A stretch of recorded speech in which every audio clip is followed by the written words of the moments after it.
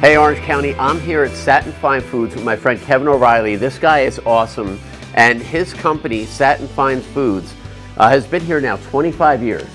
And we're going to talk about you, because we're going to talk about the company, and we're going to talk about all the cool stuff you do. So Kevin, it's awesome to see you. Great to see you, Steve. I met you years ago when I was on the Chester board. I don't think I was even, maybe I was supervisor, but 25 years. 25 years. So we started about a half mile from here at a leased location here in Chester. And we would have met probably around 2010 as we were looking to move and develop and move into this location. And expand. I remember you were kicking the tires of coming here. Mm-hmm. So Kevin, right off the bat, you don't have a New York, Brooklyn accent. What's this accent that everybody loves that they're hearing?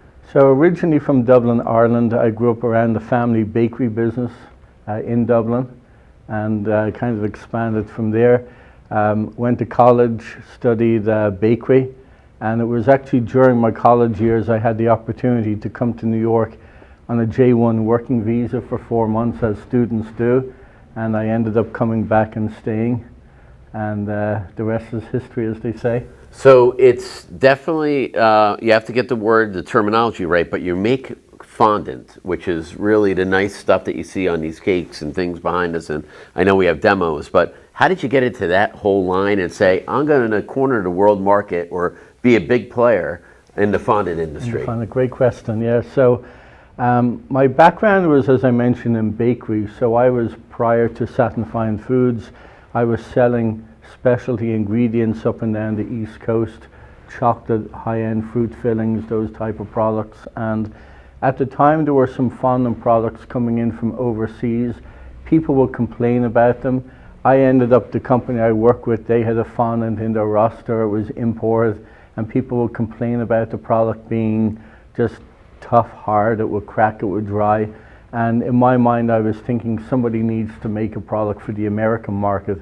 You can't take a product that might work in the UK or Europe and force it on the American market. So, especially if they weren't happy with it. Correct, yes.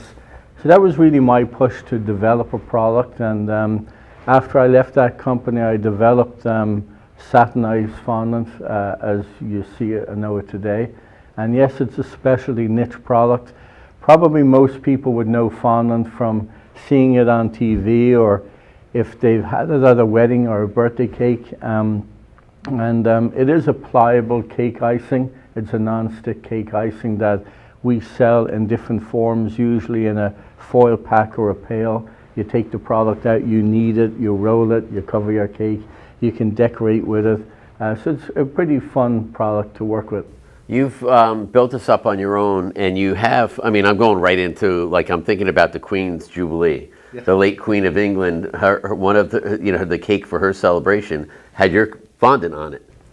Yeah, well, there's, we were at that time exporting to a lot of markets, including the UK and Europe. Our biggest market would be the US, North America. But you have this great, like, you started working for a place that didn't have exactly what the customers want. You develop your own, and now you've been part of these great success stories, and you've probably got to interact with a lot of cool people, right?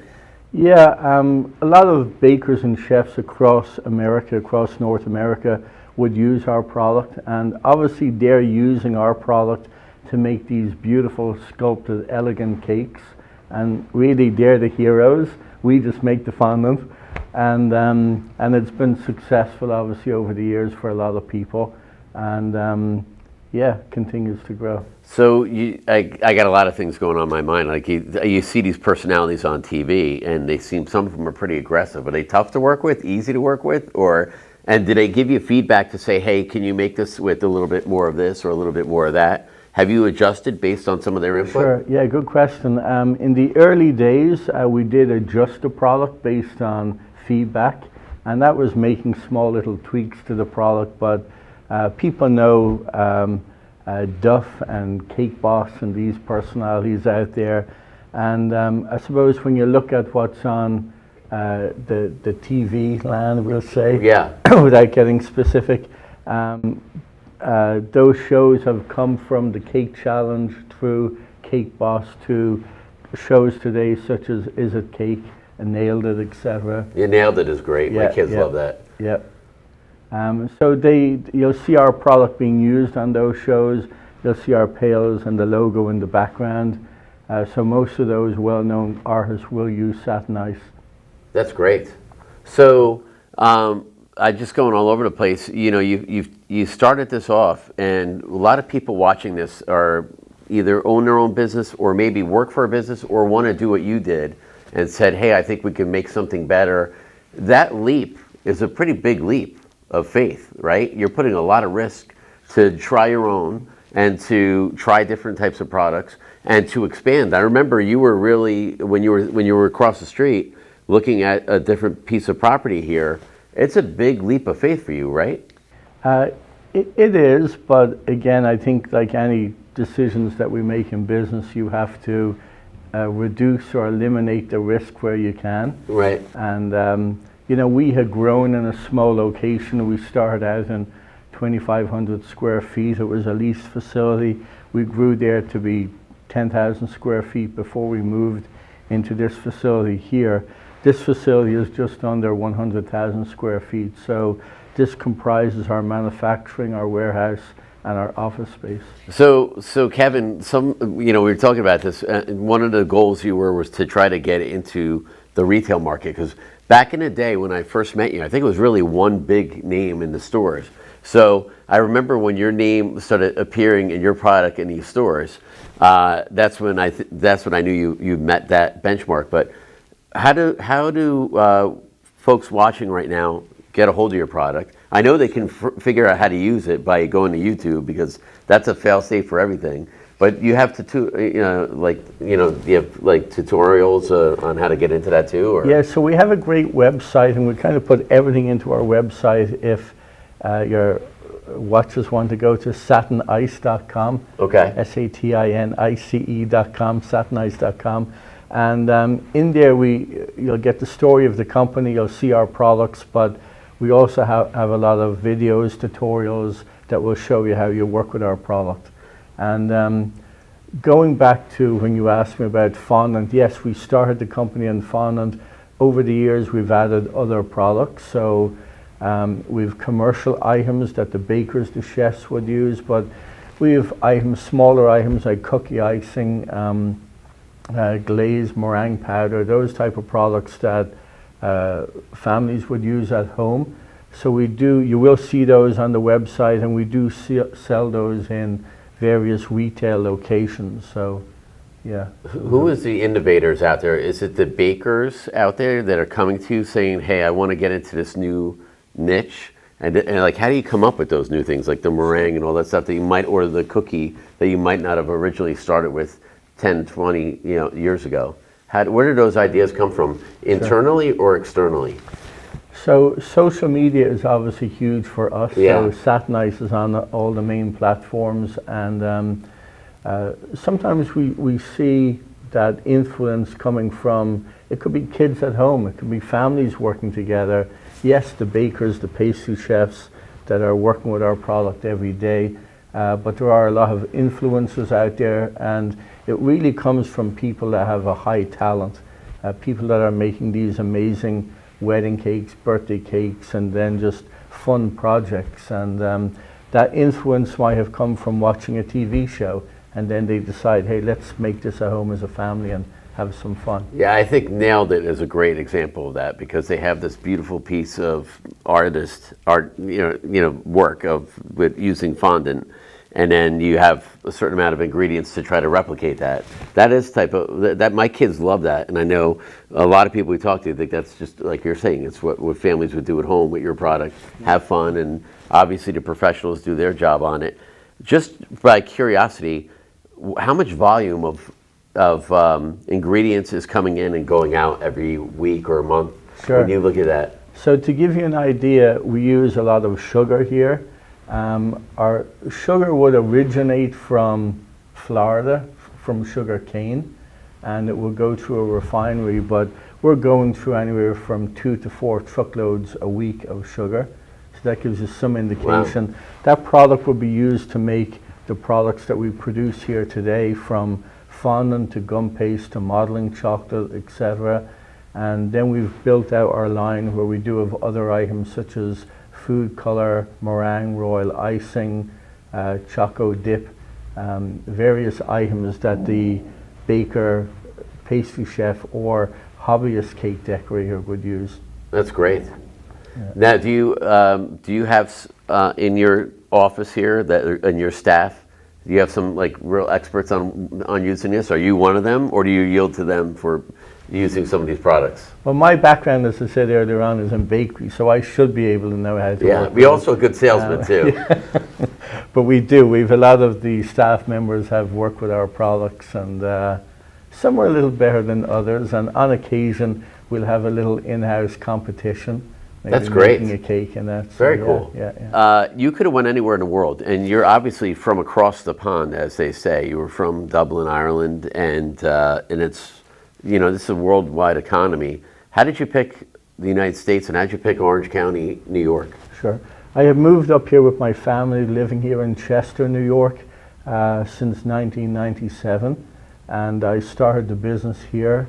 And it was a great place to start a business because of just the infrastructure for shipping product. You know, we have a lot of common carriers come in here, pick up pallets of product, they take it out of here. We have international customers where product will be picked up here and then shipped out of the port of New York, New Jersey. So that's obviously stood to our benefit as well. Great. So you're close to home, and it works for all your distribution points. Correct, yes. Awesome. And then as far as even just working here and people, we would employ a lot of people from around Orange County. Some are 5 minutes away, some are 40 minutes away. Wow. And yeah. How many employees do you have right now? Right now we're around 70, 72 That's employees. A lot. Yeah. And one of the things I wanted to talk about with you is during your time as an employer, one of your employees' child was having major health issues and challenges. And you've basically joined forces with that family and other people to help raise money to, I remember when the house was, we cut the ribbon on the home in Middletown, it was Sky's home. Yeah. Can we talk a little bit about that? Like, how did you get involved in that, and how many other people are you able to help now? You're starting to expand that charitable. Sure. Yeah, you're correct in saying it was one of our employees. We helped the Mendoza family. And as you pointed out, Sky, she was 14 years of age when this accident happened. She was in a tragic accident on the New York Thruway that left her paralyzed from the neck down. And you know, we rallied around, people in the community rallied around to help her. We were able to build a handicap accessible home for her and her family, and she resides there today. And yeah, it was a big positive that came out of a tragic situation. And it's funny because Sky actually sent me a note this morning. Oh, that's cool. And she was able to, with her family, they created some shamrocks made out of fondant that she sent me a picture of. It's on my phone. When I went to the ribbon cutting and we walked through the house, I remember how proud the construction workers were to be part of that team. So one of the things you're doing now is you're helping other families, and you're going to be part of an event that I think they're having at the barn, which, by the way, just as a coincidence, is one of the stories we just talked about on one of our last NeuCast, the Fredanza family. Yeah, and they've been fabulous, by the way, because they provided the Villa Venezia location and event center that we had the first event back in 2023. We've had events since then, and we've helped numerous children in the county that have had various special needs. So we've been able to help out by providing, this year we're actually raising funds for 2 children. One is in need of a handicap accessible vehicle, and the other we're doing a small build out of the home for a family up in the Walden, New York area. And it's actually true, we work with a charitable organization in New Jersey known as the Spring Lake Hope Foundation. They've partnered with us on this to help these kids, so we could, you know, mention that name. But yes, we've continued to help other children in the area, and we're looking forward to another successful event. As you say, this year It'll be an outdoor event at the barn. Okay, cool. So it'll be relaxed. It'll be fun. We'll have the children there and their families, and That's great. That's coming up on June 10th of this year. So you have 70 employees. What's the toughest part about this business? Because you said the U.S. is a big part of your market, but you're going all over the world too. You have to go to these conferences and conventions where they're debuting this. I'm sure there's competition out there still, so you have to stay on your A game. What's the most difficult job for you as being the head of this company? I think the challenge is always maintaining our business. We have great customers, so we work hard at keeping our existing customers that we've had for many years, and also we grow the business then by coming out with new products. And so now, although we started out making fondant, today we have a whole array of products for the baker and the pastry chef that we offer. And to your point, we do sell our product internationally. Like most, we were hurt by COVID during that period, and that took a step back. But we do supply our product to over 45 countries around the world, and then throughout North America. So yeah, we're busy. Do you ever see yourself as having to build another big manufacturing facility, or do you have it all pretty much covered here? We're covered here for the most part, but as we expand into new products, that's where I might be coming for your help again. Okay, yeah, of course. We're proud to have you here. I mean, this is a great company, and like we said, you give back and you have a big heart. I know a lot of your employees. I see running on the Heritage Trail and stop me, and a longtime employees. And I bring that up because a lot of companies suffer from high turnover rates. And that makes it difficult to keep your regular flow when you're constantly getting new people in there. But you have a lot of familiar faces, and it's good to see that. Yeah, no, we've had a really great employees here. We have a great team here. Many people that have been with us for many years, over 15 years. And and we continue to add to the team. While we have our collection, our portfolio of products today, we're always looking to add to that, and those new products we will continue to manufacture under this roof.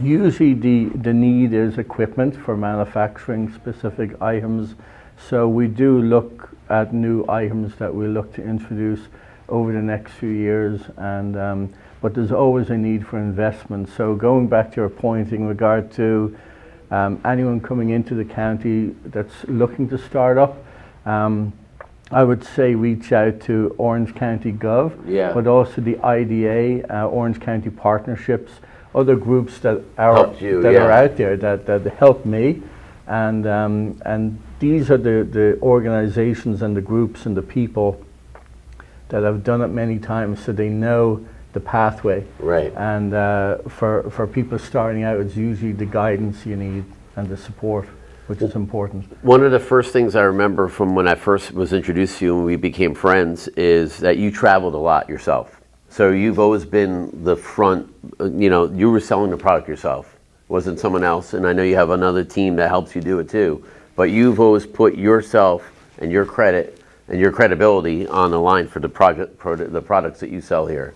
And did that help you when you went into your own business, that you had these relationships and that you personally were vouching for what you're selling? Oh, 100%. Without customers, you don't have a business. Yeah. And that goes for anybody watching this. So customers are vitally important. So you are correct in that I was the face in the beginning. I'm still the face today when it comes to going out there. I enjoy interacting with customers. I enjoy working with potential new customers. In fact, I had a call about an hour ago with a new company that we're looking to work with as far as the distribution of our product. So those things never go away, which is a good thing. Yeah. And we continue to nurture them. So customers. You successfully navigated through COVID, which really put a lot of people out of business, all different sectors. Now we're dealing with this economy that has inflation that has impacted our local restaurants in particular. The price of food, whether it be beef and things like that, are all being impacted. Does the price of your ingredients, whether it be sugar or whatever your ingredients, has that impacted you recently with the economy, or you're rolling through it? Oh, 100% it affects our business in that while compared to, say, a restaurant that might be buying supplies for their business, we deal with core ingredients such as sugar, natural gums, flavors, packaging, etc. We've seen those products go up several times over the last 4 or 5 years, and as a company you try to absorb what you can, but it comes to a point where you have to pass it along, especially when you know that that increase isn't going away. So yeah, we have to increase the product, but the price of it, but we've always tried to be very fair with that and not gouge in any way. And you know, our customers in turn have to pass that along. So if you think of somebody manufacturing a wedding cake that maybe a few years ago they were selling that for $700 or $800, and the price is now up to $800 or $900, it's the cause of inflation. Right. You see yourself in the next 5-10 years, where's Kevin O'Reilly going to be? Hopefully working with you. That's awesome to hear.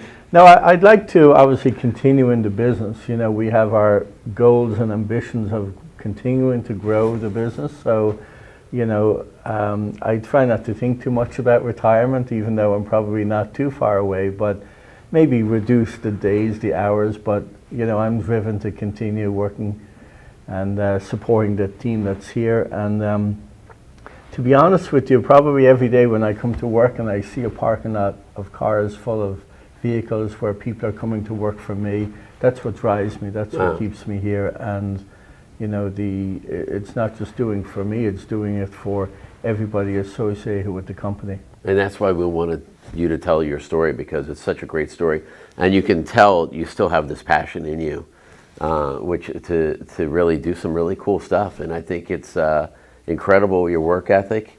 I remember, again, every time I talked to you, you were really going out there and pushing your product and doing everything you could. And meanwhile, back to keep these folks employed and to keep this company successful, I think it's a great thing. And it's just really core to what makes Kevin O'Reilly tick. We started out with 2 employees in the very beginning 25 years ago. I think when we met and when I was moving to the new facility, we were at about 30 employees, which was a lot of employees at that time. And to grow to 70, it keeps the pressure on me and on us as a management team. So it's good, it's important, but it's a good thing. Kevin, when you encountered a lot of these ups and downs, like we said, COVID and the economy's always been up and down, what's been the biggest thing to help you get through it? You know, because a lot of people say, it's enough, I'll put my hands up, I give up, or we're not going to make it through. What was some of the biggest things that help you get through the toughest times? I would say without doubt, number one is the team of people that work here, because, you know, every week, every month there's challenges here. There's the big challenges like COVID, but we have a great team of people here, and I say that from the heart. That's you know, great. People that have come in, and many of them that have been here over the years, and some new blood that's come in the last year or two, and a great management team that are here, and those people are as dedicated to Satin Fine Foods as I was and am today as well. That's great. Yep. It's always been great to see you, Kevin, and so happy to see what you do and give back, and the passion that you have for this trade. It's just great. Yeah, thank you. Thank you for letting us have sure. some moments of your time and hearing your story. Maybe we'll get an apron on you. And yeah, absolutely. And I think a hairnet too. Did you have to wear hairnets too, right? Yeah. Some of us. Yeah. Yeah, sorry, yeah.